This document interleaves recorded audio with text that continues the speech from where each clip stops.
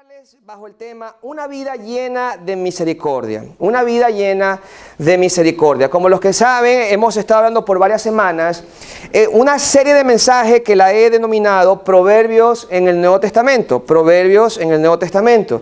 Y es un estudio al libro o la epístola de Santiago. ¿Ok? Así que cada semana que vayamos avanzando, vamos a ir avanzando en cada capítulo, versículo tras versículo, para poder entender cuál fue la intención de Santiago al dirigirse a la iglesia. Amén, hermanos. ¿Están bien? ¿Ah? Fíjense que la semana pasada, cuando hablamos acerca de lo que es la palabra de Dios, Santiago lo ilustra que la palabra de Dios es un espejo, ¿se acuerda? Es un espejo que nos habla, un espejo que nos enseña para no olvidarnos y poder hacer lo que tenemos que hacer. Recuerde que no hay poder cuando solamente sabemos la palabra, sino que hay un poder transformador. ¿Cuándo? Cuando hacemos la palabra.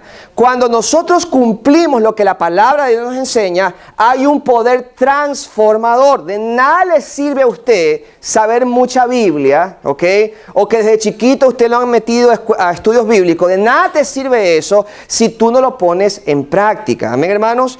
Y fíjese que así como la palabra de Dios nos enseña quiénes somos nosotros, nos enseña el por qué hacemos lo que nosotros hacemos. Santiago nos anima a todos los que somos creyentes a ser personas hospitalarias con un corazón puro, no importando si recibe a un rico o a un pobre. Y lo hablamos. Si aquí, hermano, usted tiene mucha plata o no tiene nada de plata, usted es bienvenido a esta casa, hermano, porque delante de Dios todos somos iguales. Amén. ¿Cuántos dicen amén a eso?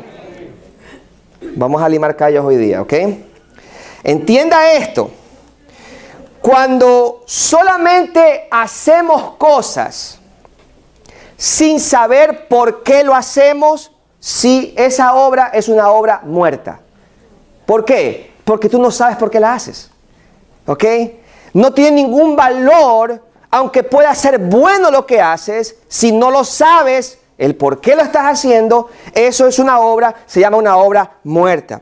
Ahora, si usted se le pregunta desde la perspectiva secular, ¿quiénes somos nosotros? La mayoría de personas, y aún en la academia, en las universidades, te enseñan que somos un producto de la evolución. ¿Usted ha escuchado eso? Somos un producto de la evolución. Somos productos de un mecanismo complejo que se va a desarrollar.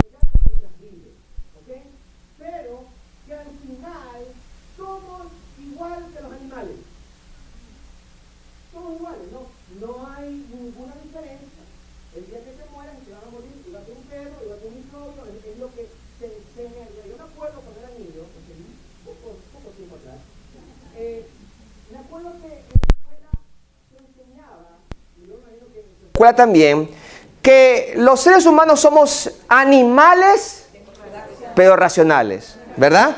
¿Sí o no?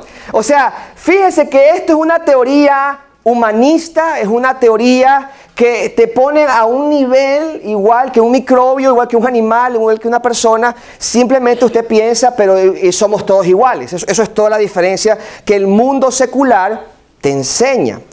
Pero ese mismo mundo secular que te enseña que somos igual que los animales, te exige que seamos respetuosos, que tratemos a los demás con dignidad, con respeto. Y fíjese que no hay ninguna conexión entre las cosas que supuestamente debes de hacer con lo que tú eres. Porque si eres un animal, si eres igual que un microbio, ¿qué conexión tiene eso con ser respetuoso con la humanidad? No tiene ninguna conexión.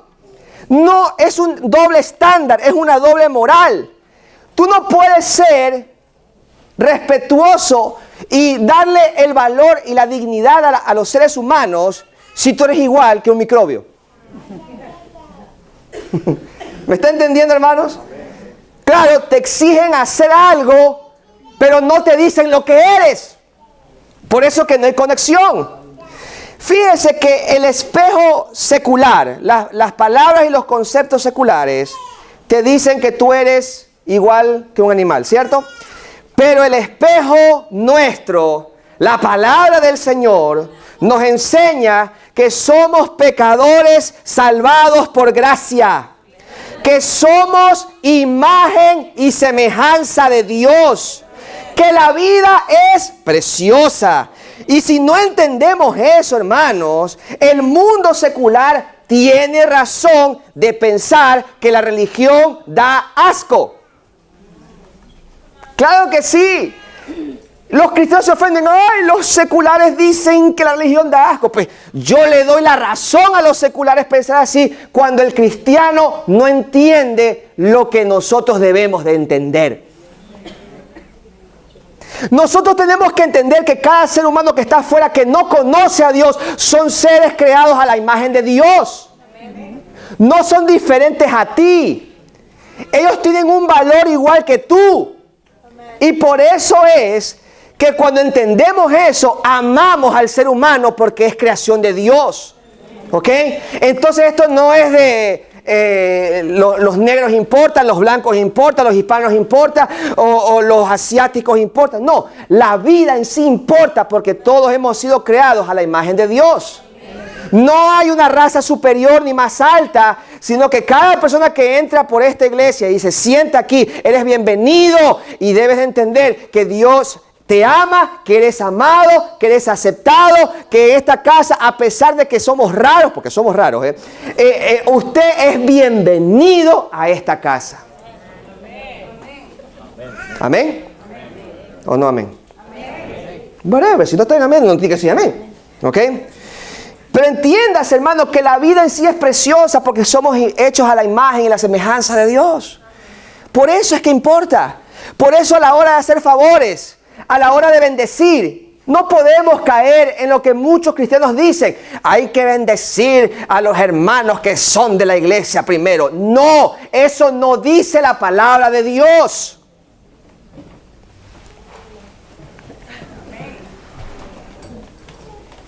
Eso no dice la palabra de Dios. La palabra de Dios me enseña a mí que no importa quién tú seas, de dónde tú vengas, cuál sea tu religión, si tú has venido aquí, yo te sirvo. Tú eres aceptado en esta casa. Aunque no tengas la verdad, yo sé que no tienes la verdad, porque la única verdad se llama Jesucristo. Pero no por eso te voy a discriminar, ni solamente le voy a hacer los favores a los hermanos de la iglesia. A la hora de ayudar, hermanos, créame que tenemos que entender, tener bien en claro este principio, porque muchas veces podemos ser sectarios, podemos discriminar aún dentro de la iglesia, porque no, como tú no eres hermanito, entonces yo no te bendigo. No, hermanos, eso se tiene que romper. Tenemos que aprender a bendecir, tenemos que aprender a ayudar, no importando quién sea, si te cae bien o te cae mal, si es de la nacionalidad que te cae bien o de la nacionalidad que te caiga mal. No, mis hermanos, tenemos que aprender a bendecir. Amén, hermanos, muy importante eso. Ahora, entendiendo eso, Santiago se mueve a los versos que leímos anteriormente. Santiago nos enseña que como cristianos debemos tener una preocupación mayor por los pobres. Amén. Como cristianos tenemos que tener una preocupación mayor por ¿quiénes? Por los pobres. ¿Ok? Una vida llena de misericordia que es fluida por lo que somos, no por lo que hacemos. Primero les voy a compartir qué es lo que tenemos que hacer. Y luego les voy a explicar el por qué lo hacemos. ¿Están listos? Vengo rápido, tengo hambre, ¿ok? Número 1, ¿qué es lo que tenemos que hacer? Número 1, anote esto, le va a ayudar mucho. Número 1, tenemos que honrar al pobre. Diga conmigo, tenemos que honrar al pobre. Diga al que está a su lado, tenemos que honrar al pobre, ¿ok? Mire lo que dice el versículo 5 y 6 de Santiago 2. Ponga mucha atención. Ok, Santiago capítulo 2, versículos 5 y 6 dice: escuchen, mis queridos hermanos, no ha escogido Dios a los que son pobres según el mundo, para que sean ricos en la fe y hereden el reino que ha prometido a quienes lo aman. Versículo 6. Pero ustedes han, ¿qué? Menospreciado al pobre. No son los ricos quienes los explotan a ustedes y los arrastran ante los tribunales. Fíjese, cuando hablamos de honrar al pobre, ¿ok? Entendamos la gramática que Santiago está diciendo aquí. Entendamos, por favor. ¿Qué dice? Dios escogió ¿a quiénes? ¿A quién escogió Dios? A los pobres. No se complique. Dios escogió ¿a quiénes? A los pobres. Pero nosotros, ¿qué hemos hecho? Hemos despreciado al pobre. Lo acabamos de leer. Lo que pasa es que usted no pone cuidado. Es Dios quien escoge al pobre, pero nosotros somos los que los menospreciamos. Si vamos al revés, entiéndase esto. Dice que insultar al pobre es no escogerlo o no considerarlo. ¿Ok? Eso es lo que dice. Y aquí lo que me llama la atención es esa palabrita que Dios escogió, que Dios eligió. Fíjese de esto, hermano. La palabra elegir es la palabra que significa ir deliberadamente ante alguien. Ir deliberadamente ante alguien. O sea, la idea es que cuando tú piensas en alguien o tú escoges a alguien, en este caso a los pobres, tú estás intencionalmente yéndote donde ellos. Amén. Síganme hasta ahí. Ok, muy importante. Esto es lo mismo que decir, no tienes que esperar a que ellos vengan donde ti, sino que tú debes de ir donde están ellos. ¿Por qué? Porque si ellos vienen donde ti primero, ellos te escogieron a ti y no tú a ellos. Por eso yo siempre he dicho que la iglesia evangélica, lastimosamente, es una iglesia reactiva, pero no es proactiva. Nunca se adelanta, no planifica ni piensa dónde está la necesidad, sino que somos reactivos. Hay una necesidad, ya, hay que reaccionar.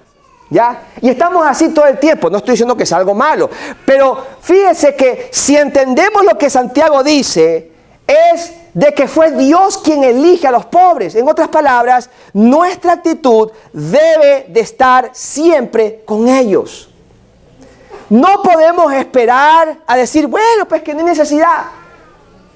¿Ok? Porque no es así. Sino que tienes que tener una actitud deliberadamente, intencionalmente hacia ellos. Y hermano, existen muchas maneras de hacerlo. Y fíjese, yo les acabo de pasar una foto no para manipular su entendimiento. Yo quiero que entiendan, hermanos, que cada vez que nosotros hacemos esta clase de cosas, yo tengo que reportarles a ustedes para que esto traiga confianza. ¿En dónde se está yendo su dinero? ¿En qué se está invirtiendo su dinero? Porque nuestra iglesia ya está comprometida en su budget. Quiero que sepa eso. Los que vienen por primera vez, quiero que entiendan. Esta iglesia está comprometida en su presupuesto. ¿Qué quiere decir eso?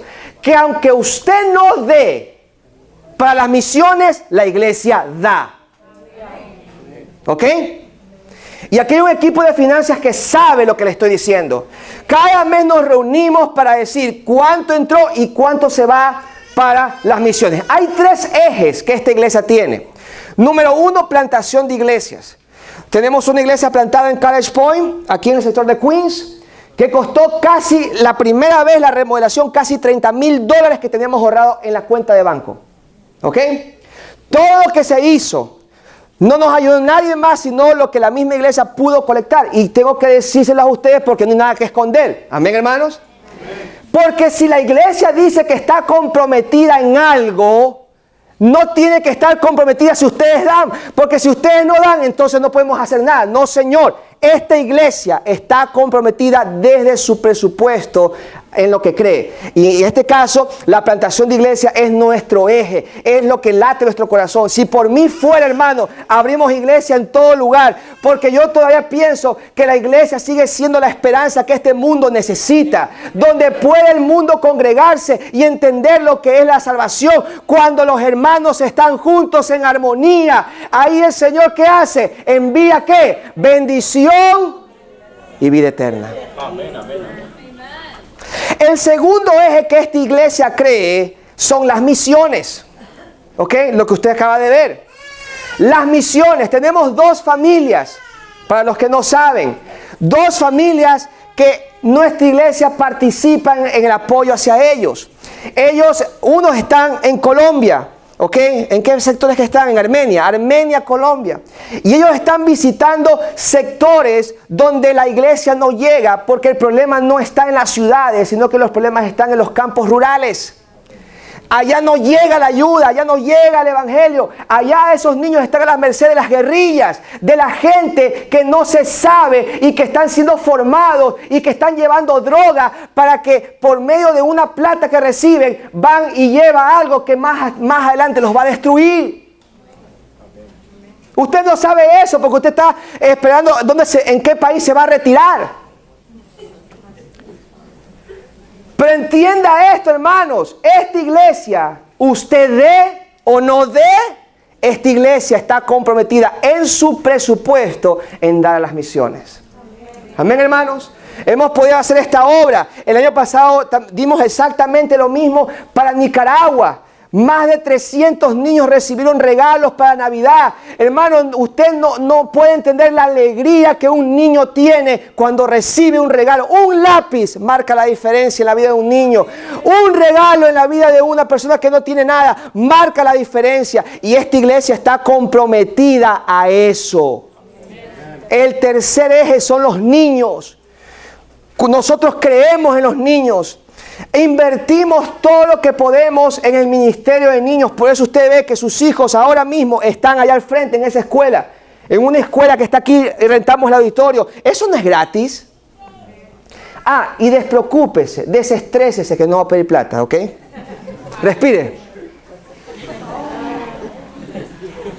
Ya, no se vaya al baño ni se pare, ¿ok? Quédese ahí, ¿ok?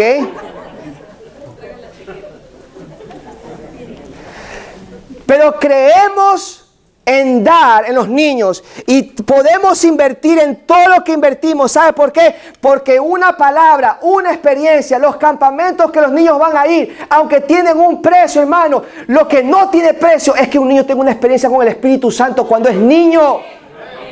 El niño puede aprender todo lo que sea de Biblia, hermano, te da clase de Biblia, pero como no tiene experiencia, hermano, no ha habido un encuentro con el Espíritu Santo, hermano, cuando crezca, cuando vaya a la escuela, cuando vaya a high school, cuando entre a la universidad, hermano, lo van a convencer con diferentes teorías acerca de lo que es la vida y se va a perder. ¿Sabe por qué, hermano? Porque el mismo poder que necesitaron los apóstoles, la misma unción que necesitaron para predicar valientemente, es la misma unción que usted y yo y nuestros hijos necesitan para que puedan hacerle frente ante los ataques del diablo con sus conceptos y sus cosas absurdas.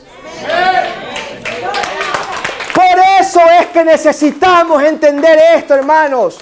Entiéndase que cuando hablamos de bendecir, cuando hablamos de entender de que tenemos que honrar al pobre, es entender que Dios los escogió a ellos. Amén, hermanos. Nosotros no los escogimos, Dios los escogió a ellos. Número 2, no solamente tenemos que respetar honrar al pobre, tenemos que respetar al pobre. Fíjese, es Santiago quien dice, aunque Dios escoge al pobre, somos nosotros los que le faltamos el respeto. Somos nosotros. Insultar al pobre tiene que ver cómo tratamos el tema. Cómo tratamos a la misma gente pobre al momento de la ayuda. Hermano, la ayuda no puede ser, ok, pobres, ustedes necesitan esto. No, sino que a la pobreza hay que combatirla según su necesidad. ¿Me está entendiendo, hermano? El ejemplo lo dio el Señor. ¿Usted no cree que Dios, en toda su sabiduría, en toda su omnisciencia, en toda su omnipotencia, Él sabía lo que el hombre necesitaba? ¿Sí o no? Sí. Claro que sí. ¿Pero qué hizo Dios? Envió a su único Hijo para que habitara en medio de nosotros, para que conociera en carne propia lo que tú y yo pasamos. Por eso el libro de Hebreos dice que el Señor Jesús fue tentado en todo, y por eso Él nos entiende. Por eso cuando tú le dices, Señor, me siento solo, Él te entiende. Señor, me traicionaron, Él te entiende. Señor, me abandonaron, Él te entiende. Todo lo que tú hayas pasado, Él te entiende. ¿Sabes por qué? Porque Él habitó en medio de nosotros. Imagínese. Y por eso es que nosotros no respetamos al pobre, porque cuando nos referimos al pobre, hermano, nos referimos como algo inferior. Como algo inferior. Hermano, entienda esto. La ayuda tiene que ir siempre de la mano de las necesidades de ellos, no lo que nosotros pensemos que es la necesidad de ellos. Hermano, ¿no te has puesto a pensar que tú tienes mucho y que hay gente que no tiene nada? ¿No te has puesto a pensar en eso? ¿No te has puesto a pensar que a la hora de ayudar a un niño o a alguien que no tiene nada, tu sentimiento no es de compasión, es de lástima? Es de lástima. Y tú dices, ay, mira, mi hija tiene 10 muñecas y vamos a regalarle una porque no tiene nada. ¿Sabes lo que estás haciendo tú ahí, hermano? ¿Ah? Tú estás despreciando al pobre. Quiero que entiendan esto, hermano. Y ojo, usted tiene que escuchar esto. Es uno de los temas que no lo he hablado, pero tengo que hablarlo. ¿Ok? El pobre no es menos que tú, es igual que tú. Y nosotros no podemos ver a la gente pobre como gente inferior. No podemos referirnos al pobre como gente que no tiene valor porque tú tienes plata, ellos no, ellos son menos. No, Señor. La diferencia es que esa persona no tiene dinero y aunque tú tienes dinero, tú eres pobre. Tú eres pobre igual que ellos. Lo que pasa es que Dios te ha bendecido. Lo que pasa es que Dios ha permitido que tú vengas a este país sin merecerlo, sin tener lo que estar aquí. Mas sin embargo, Él te ha bendecido. Ya hemos hablado de este tema, hermanos. A la hora de ser bendecido, ese no es el propósito. La bendición tiene un propósito. ¿Ya? Porque siempre referimos a la necesidad. ¿Estás pasando necesidad? Ay, no te preocupes, hermano, Dios tiene un propósito en eso. Y es verdad. Pero cuando Dios te bendice económicamente, es exactamente el mismo principio. Dios tiene un propósito con esa bendición. Amén, hermano. Es exactamente lo mismo. Dios no te bendice, y ya lo hemos hablado, lo voy a seguir diciendo. Usted no va a encontrar en ninguna parte en la Biblia que el hombre tiene que acumular riquezas. No lo va a encontrar. ¿Sabe por qué? Porque el hombre que acumula riquezas no ha entendido que es peregrino y extranjero en esta tierra. Amén. Ojo, y no estoy diciendo que no tiene que ahorrar. Porque la Biblia sí habla de ahorrar. Claro que sí. Y es una virtud hacerlo. Pero aquel que ahorra hasta respirar, porque hay algunos que, no, pastor, la capa de ozono, pastor, hay que respirar menos. Porque son, ¿ves?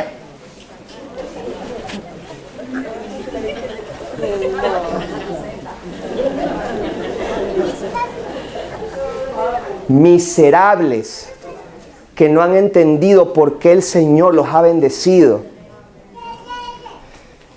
Y es para que tú bendigas. Es para que te acuerdes del que no tiene nada. Es para que entiendas que nosotros, escuche bien, hacemos justicia cuando te acuerdas del pobre. ¿Sabe por qué se llama justicia? Porque Dios hizo justicia contigo. Tú eres bendecido. Y cuando tú bendices a alguien que no tiene nada, Cuando tú bendices al pobre, hermano, tú estás haciendo justicia, porque tú estás declarando que esa persona, sea niño, sea adulto, sea anciano, como no tiene nada, tú dices, Señor, yo hago justicia como lo hiciste conmigo, lo hago con esa persona, porque es imagen tuya, porque cuando lo veo, me veo a mí mismo, porque así tú me ves, pobre, totalmente desprotegido. ¿Cuál es tu actitud cuando ves a una persona que está en los trenes, que apesta?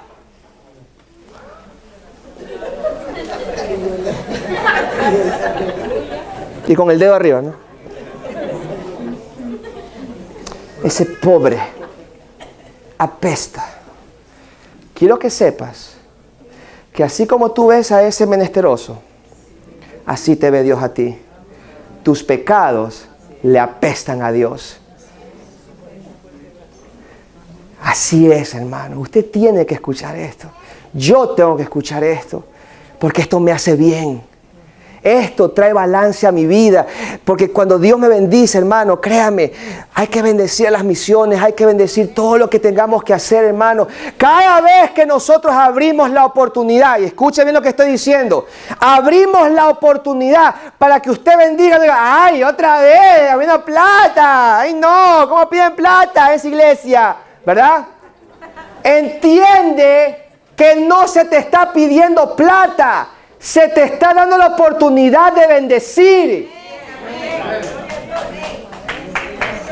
Esto no se trata de plata. Ojo, hay iglesias que la dirigen sin vergüenza y hay que decirlo. Sí, Señor. Hay iglesias que la dirigen sin vergüenza, sin escrúpulos. Claro que sí. Pero si ese no es el caso en esta casa, hermano, entiéndase, cuando hacemos esta obra, cuando invertimos en los niños, cuando queremos abrir más iglesias, cuando mandamos a las misiones, a mí me causa algo aquí de estar convenciendo a gente que tiene que, por favor, diezme, por favor, dé, por favor, mire, colabore con esta causa. ¿Por qué? ¿Por qué? ¿Por qué hay que hacerlo? ¿Por qué? Si el Señor es el que te ha bendecido. Amén. Repito, desestrésese. Relájese. No voy a pedir plata. ¿Ok? Pero es necesario que entienda que una porción de lo que es el Evangelio, ¿ok?, está totalmente destinada en que te acuerdes de los pobres. Entiéndelo, hermano querido. Cuando miras al pobre, tienes que verte a ti mismo. Número 3.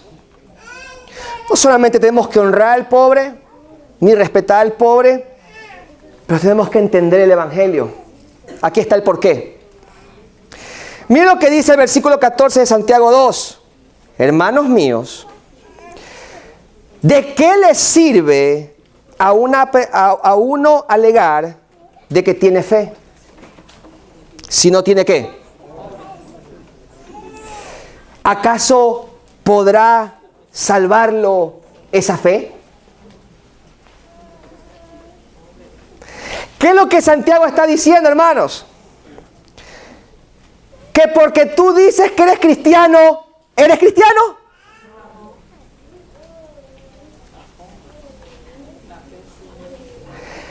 Santiago está diciendo que porque ayudas al pobre, ¿eso te hace cristiano? No. Es al revés. Yo ayudo al pobre porque soy cristiano. Porque Él ha hecho justicia conmigo. Él me ha bendecido. Y el pobre se ve beneficiado de mi bendición. Usted vea los grandes hombres de la fe, de los 1600, de los 1700, de los 1800. Toda su retórica está basada en los pobres. Claro que sí. ¿Por qué? Porque cristiano que no ayuda a los pobres se cuestiona su fe.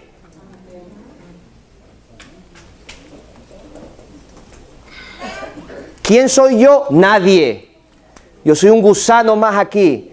Pero entiende esto, hermano. Si lo que yo estoy diciendo es verdad, un día le vas a dar cuentas a Dios. ¿Ok? Fallarle a los pobres es severamente grave si eres bendecido. ¿Tú eres bendecido, hermano? El saberlo es un pecado grandísimo delante de Dios. Y fíjese que Santiago lo compara con el adulterio. Ya les voy a explicar por qué. Mira lo que dice el versículo 8. Santiago 2:8 dice: hacen muy bien si de veras cumplen con la ley suprema de las Escrituras. ¿Cuál es la ley suprema de las Escrituras? Amarás a tu prójimo. Esa es la ley suprema. ¿Cuál es la ley suprema? Amarás a tu prójimo, ¿cómo?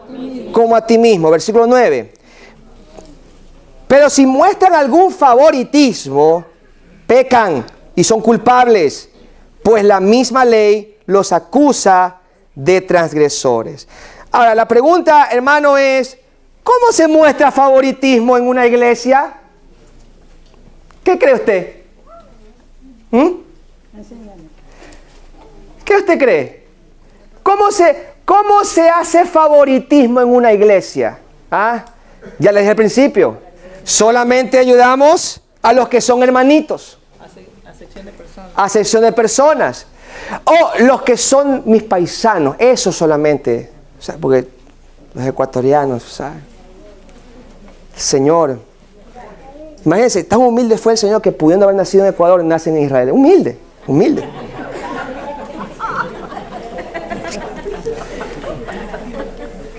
Pero vemos, hermanos, que dentro de la misma iglesia aquí hay gente que se cree superior que los demás.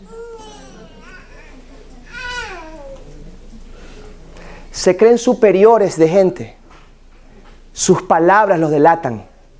Ese pandillero. Ese fornicario. No como nosotros, que somos el pueblo escogido de Dios. Oh.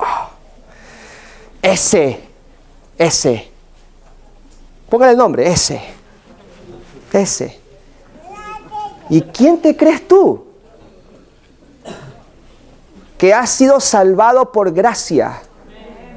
No te lo merecías, mas sin embargo, el Señor te amó, te vino a buscar, te rescató, te bendijo y te prosperó en un lugar que no es el tuyo. ¡Wow! Yo creo que hay razones para adorar a Dios después de saber eso, ¿sí o no, hermano? ¿Ah? Fíjese que hay favoritismo cuando no escogemos al pobre. Ustedes se cuentan en una iglesia.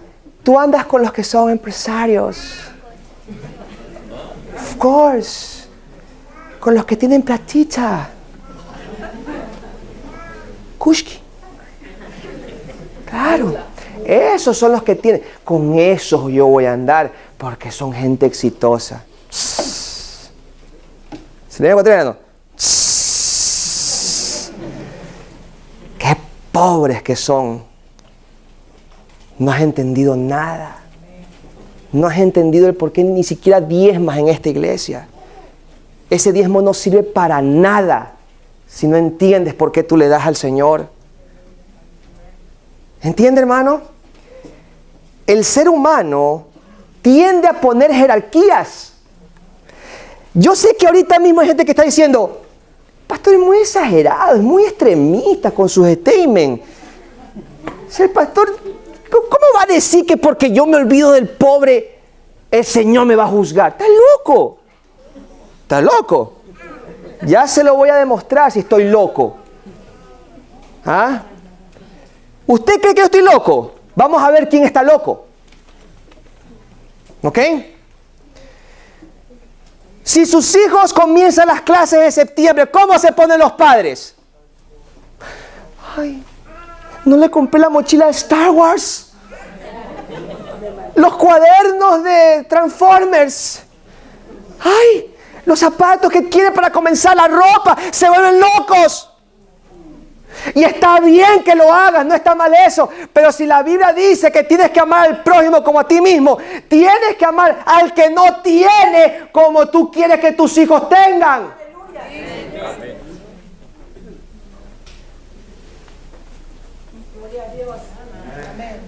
¿Para qué te bendice Dios entonces?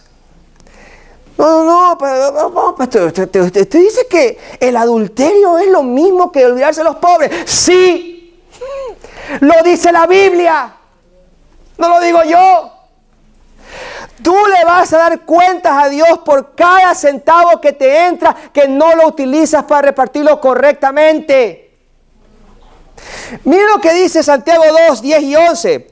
Porque el que cumple con toda la ley, pero falla en un solo punto, ya es culpable de haber quebrado toda la ley. Pues el que dijo, escuche bien, el que dijo, ¿quién dijo la ley? Dios. No cometas adulterio, también dijo, no mates. Pero si eres bueno no adulterando, pero matas. Ay, pero yo no mataba a nadie. ¿Qué dijo Jesús? El que se enoja con su hermano y lo ofende con su boca, lo mató en su corazón. Eres culpable. Eres culpable. Tú no puedes decir el adulterio y la fornicación es terrible. Eso sí Dios castiga, claro, porque es fuerte. Fornicación, Pero el racismo, el favoritismo, la discriminación, la indiferencia a los pobres, Dios entiende que soy imperfecto, en eso sí. ¿De verdad? ¿De verdad Dios entiende eso y no entiende lo otro? ¿Ah? ¿En serio? No, mis hermanos. Si tú pecas olvidándote del pobre, es lo mismo como que estás viviendo en fornicación y adulterio. Lo mismo, lo dice la palabra de Dios. Termino con esto. Entonces, pastor, ¿qué tenemos que hacer? Ya, como siempre, acribillados, ¿verdad? ¿Qué tenemos que hacer? Hermanos, tenemos que tener cuidado y consideración del pobre. Claro que sí. Miren lo que dice el versículo 12 y 13. Santiago 2. Hablen y pórtense como quienes han de ser juzgados por la ley que nos da libertad. Porque habrá un juicio. Diga conmigo, juicio. Diga conmigo, juicio. Habrá un juicio sin compasión para el que actúe sin compasión. La compasión triunfa en el juicio. Fíjense esto, hermano. Recordemos que Santiago no está diciendo que somos salvos porque ayudamos al pobre. ¿Verdad que no? Eso no está diciendo Santiago. Pero porque ayudamos a los pobres, demostramos que en verdad conocemos al Señor. Lo que Santiago está diciendo es una manera gráfica y real que demostrar que eres salvo es ayudar al que no tiene. Eso lo demuestra. No, pastor, hay que ayudar a la humanidad. Pastor, hay que hacer algo. A ver, hermano, ¿cuánto hay? No tengo.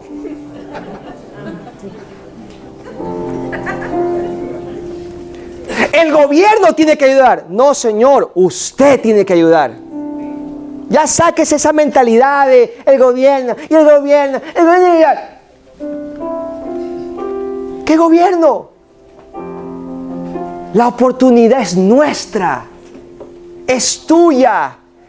Hermano, esto es un ámbito de lo que el Evangelio hace en un corazón que ha entendido la salvación. ¿Qué es lo que está diciendo Santiago entonces, hermano? ¿Sabe quién es el que va a juzgar a vivos y a muertos? ¿Sabe quién?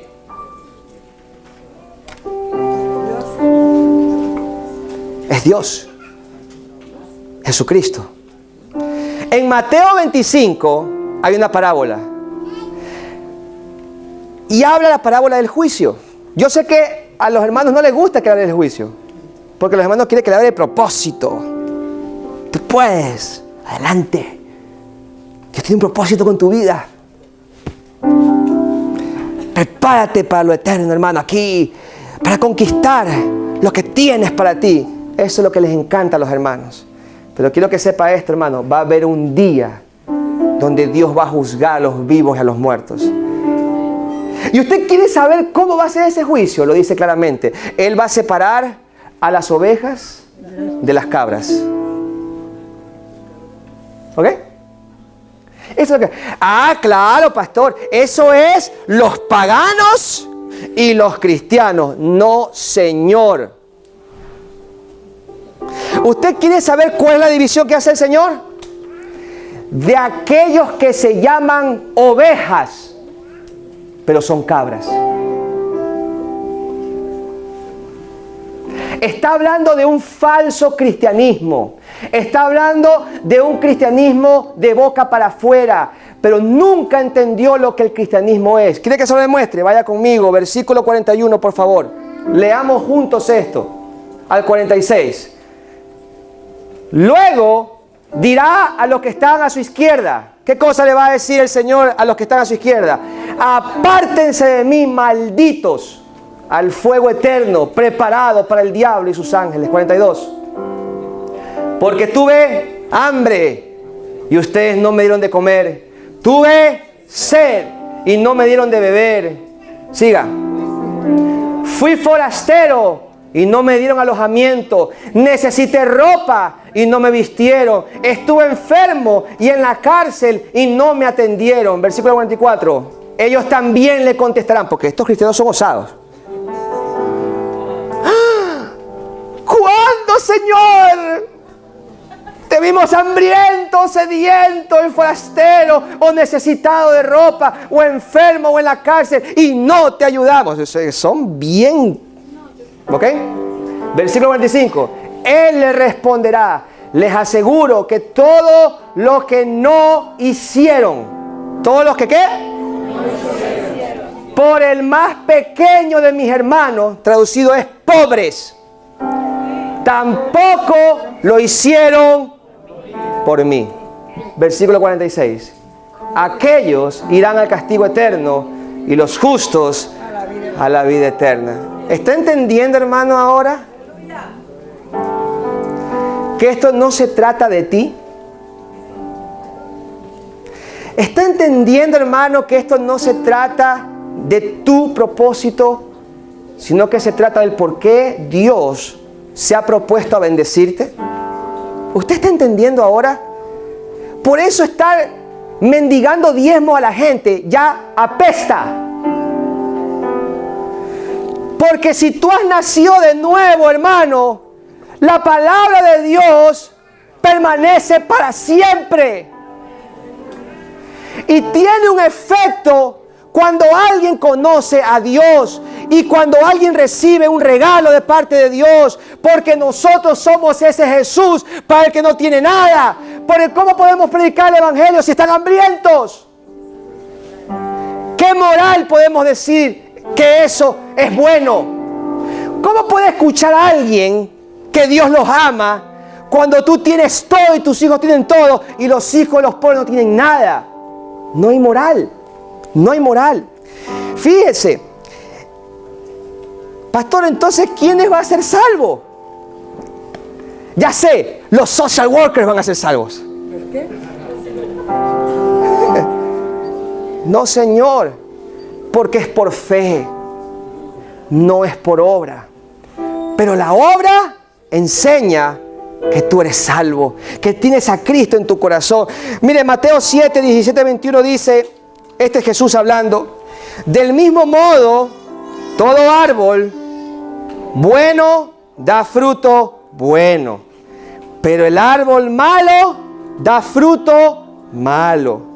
Un árbol bueno no puede dar fruto malo, y un árbol malo no puede dar fruto bueno. Todo árbol que no da buen fruto, ¿qué pasa, hermano? Se corta y se arroja al fuego. ¿Quién está hablando aquí? Jesús. Versículo 20. Así que por su talento serán conocidos. Por sus frutos.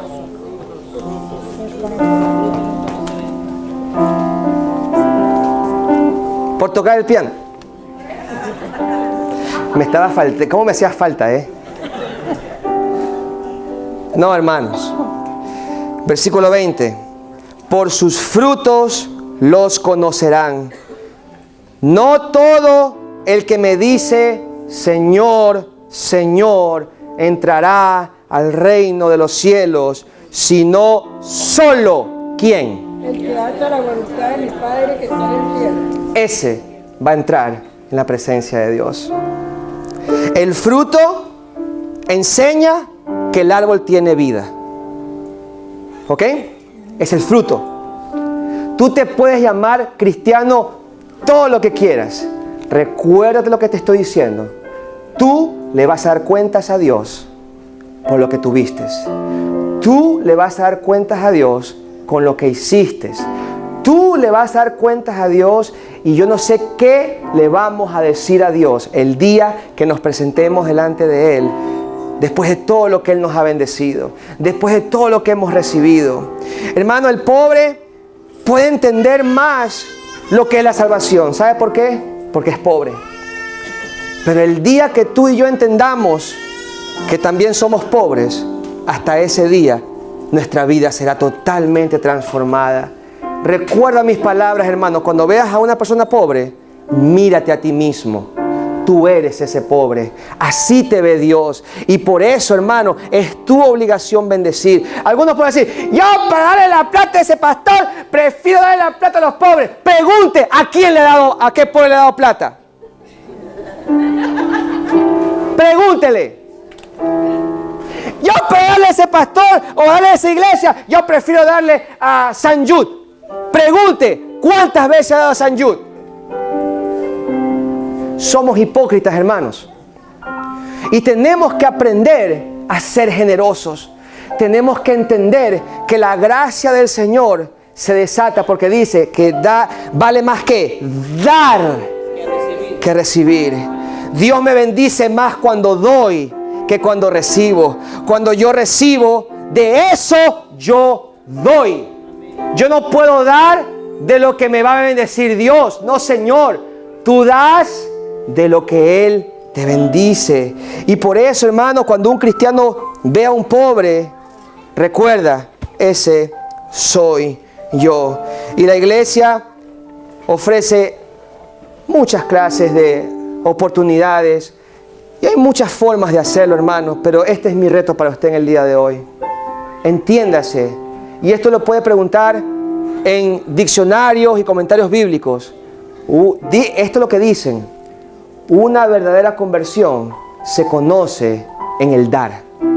Ahí una persona sabe si esa persona se ha convertido o no de verdad. ¿Cuántos dicen amén a eso, hermano? Póngase de pie, por favor. Vamos a adorar al Rey.